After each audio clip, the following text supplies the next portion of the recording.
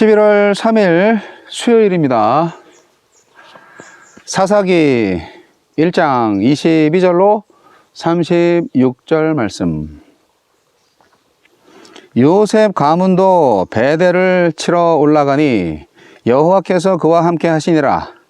요셉 가문이 베델을 정탐하게 하였는데 그 성읍의 본 이름은 루스라. 정탐꾼들이 그 성읍에서 한 사람이 나오는 것을 보고 그에게 이르되 청하노니 이 성읍의 입구를 우리에게 보이라. 그리하면 우리가 네게 선대하리라 하매 그 사람이 성읍의 입구를 가리킨지라. 이에 그들이 칼날로 그 성읍을 쳤으되 오직 그 사람과 그의 가족을 놓아 보내매 그 사람이 햇사람들의 땅에 가서 성읍을 건축하고 그것의 이름을 루스라 하였더니 오늘까지 그곳의 이름이 되니라. 므낫세가 베스안과 그에 딸린 마을들의 주민과 다아낙과 그에 딸린 마을들의 주민과 돌과 그에 딸린 마을들의 주민과 이블르엄과 그에 딸린 마을들의 주민과 무깃도와 그에 딸린 마을들의 주민들을 쫓아내지 못하매 가나안 족속이 결심하고 그 땅에 거주하였더니 이스라엘이 강성한 후에야 가나안 족속에게 노역을 시켰고 다 쫓아내지 아니하였더라. 에브라임이 게셀에 거주하는 가나안 족속을 쫓아내지 못하매 가나안 족속이 게셀에서 그들 중에 거주하였더라. 스불론은 기드론 주민과 나하를롤 주민을 쫓아내지 못하였으므로 가나안 족속이 그들 중에 거주하면서 노역을 하였더라.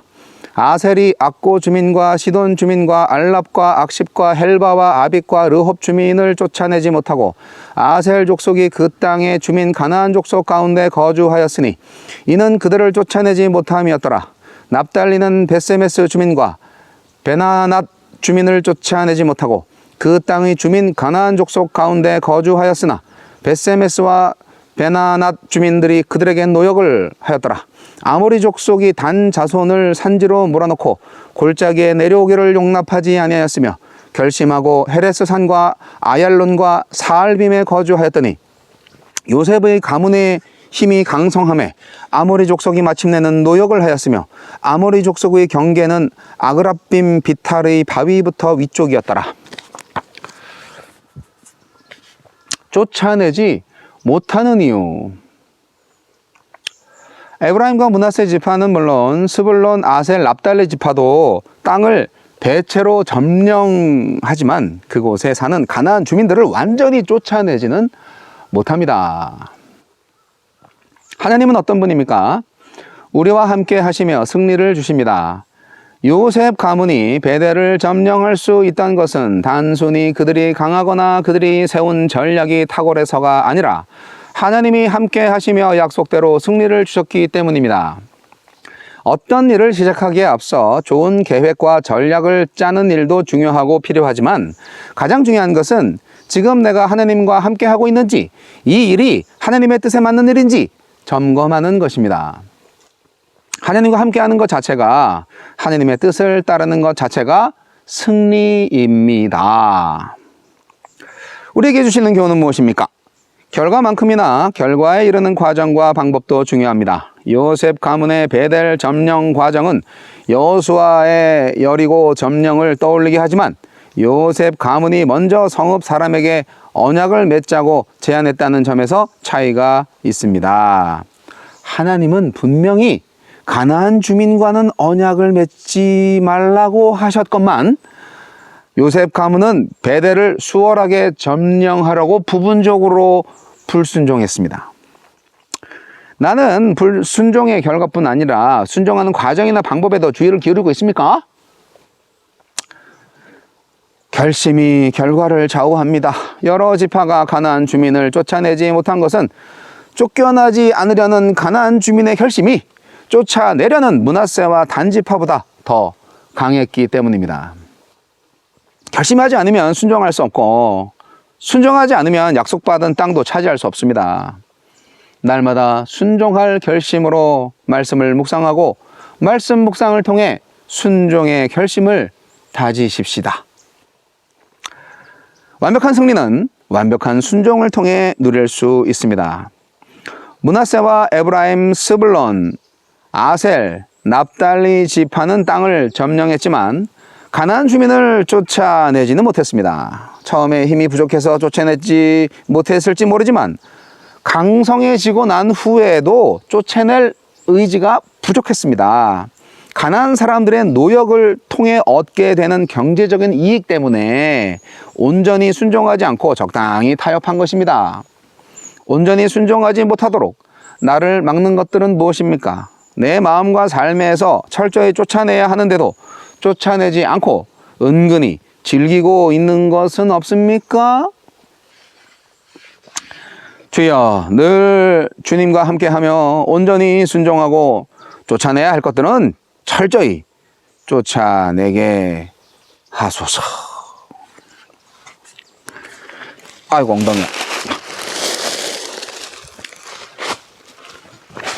가나안 주민들을 다 쫓아내지 못한 것이 이게 아주 대대적인 실책이에요. 엄청난 실책이죠.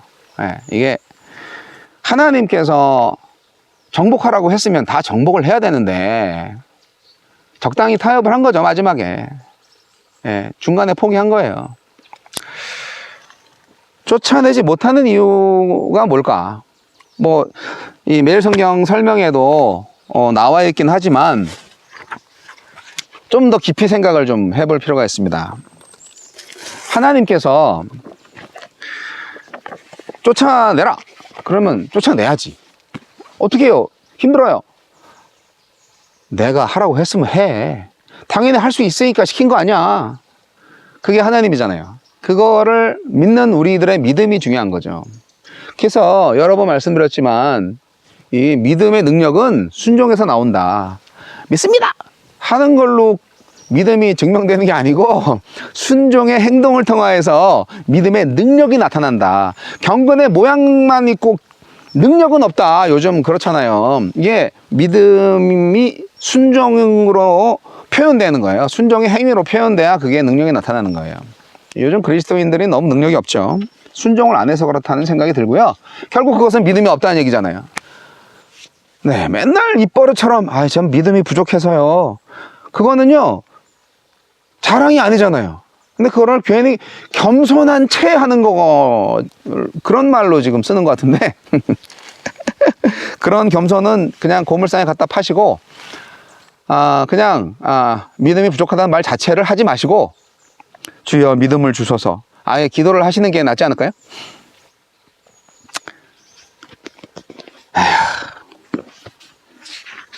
여호와께서 요셉 지파의 정복 전쟁에 함께 하셔서 승리를 주고 있는 과정 잘 보십시오.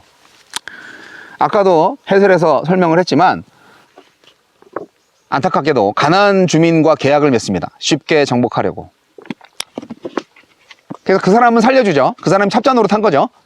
가나안 주민들 입장에서 자기들은 살고 자기 동족들은 다 죽고. 글쎄요.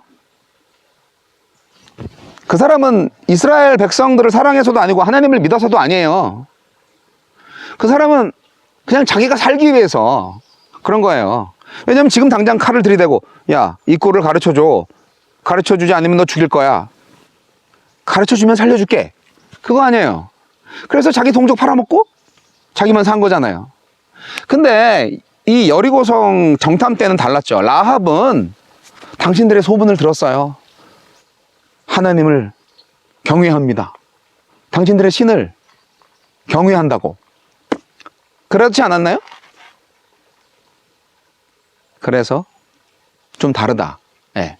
그것은 어떻게 보면 하나님이 정하신 인연이었다는 거죠. 그런데 여기서는 인간적인 계약에 의해서 인간적인 그 꼼수로 가나안 정복을 했다는 거죠.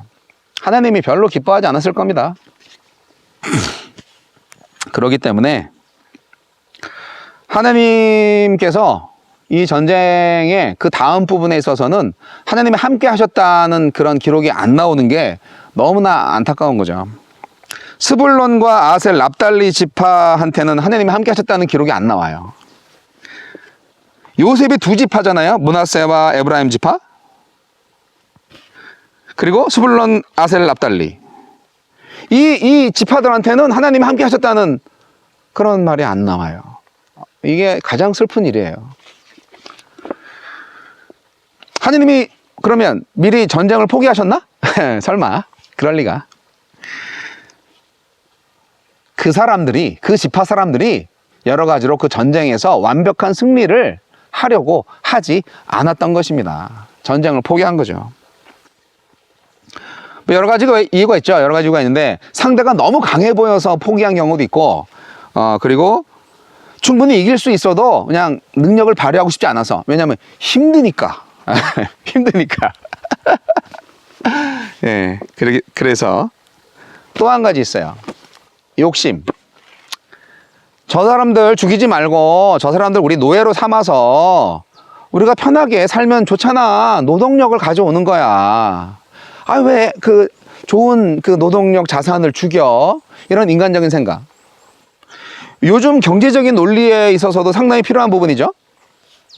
적을 나의 노예로 삼아서 나의 부국 강병을 이룬다. 뭐 그렇게 말할 수도 있는데, 아휴, 왜 가나안 족속들을 하나님께서 다 죽이려고 하셨는지 아시나요? 가나안 주민들의 굉장히 나쁜 문화 때문이에요. 그들의 삶에 젖어 있는 샤머니즘, 여러 가지 그 하나님께서 기뻐하지 않는 그런 다신교, 그런 종교 문화 때문에 그들에게 오염되지 말라고 하나님이 그들을 다 죽이라고 한 거예요. 가나안 주민들은요, 우리들의 옛 생활, 옛 습관, 옛 사람의 죄를 상징합니다. 그 죄는요, 타협해서는 안 돼요. 다 싹 다 지워버려야 되는 거예요. 뿌리채 뽑아버려야 되는 거예요.